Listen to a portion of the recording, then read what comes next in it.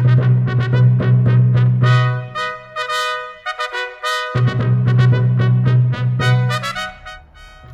what do we got today?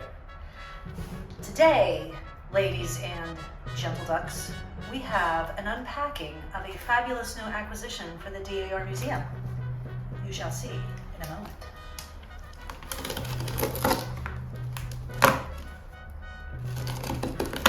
So we're with Carrie Blough, registrar, but also she curates the militaria, the redware, the kitchenware.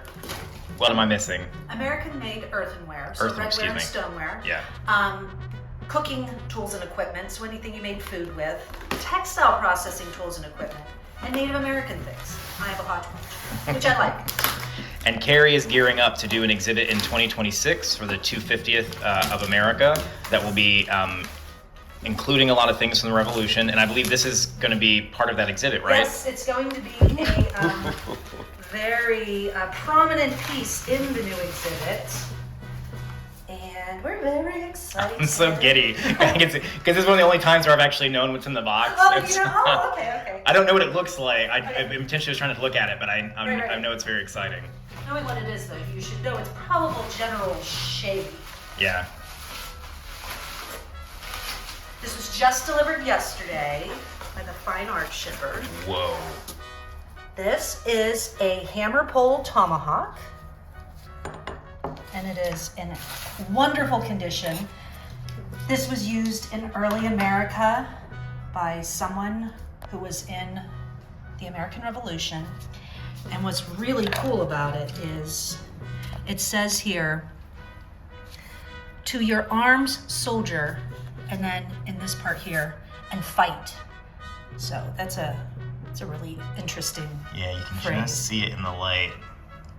So "and fight" is in that silver crescent shape. Right there. And then it has an engraved star and a little doodad and another little doodad. And it's just really interesting. And this is going to be a really prominent piece in my exhibit in 2026, where we talk about the Revolutionary War and how people talked about it.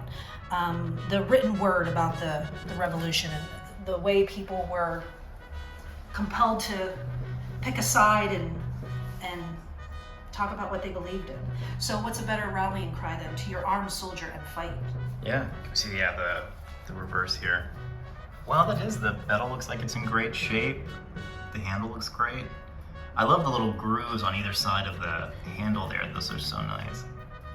And this was found in Philadelphia, I think in like the 1950s or 60s, by a very prominent collector. And he sort of discovered what it was and who used it, and we're just really excited that it's come down to us, because there's only a handful of these really interestingly decorated, embellished hammer pull tomahawks around, and I'm glad that we have one now that's going to be in a public collection, so that everybody can come and see it and get to enjoy it. Yeah. As excited as we are about it. Because as the building is free to visit, the exhibits are free to visit. This will be March 2026, it'll go live. Well, I think the exhibit opens in April of 2026. Okay. But I have a feeling I'm going to be putting this out in the study gallery soon, because I want everyone to see this. This is really exciting that we were able to get this. Which we'll post about when it goes up. Absolutely. So people can see it. Yeah. That's really great. That's so exciting. Yeah. Well, thank you for joining us. Let's just get one more. Just one more. It's so cool. Does that? Yeah. Awesome.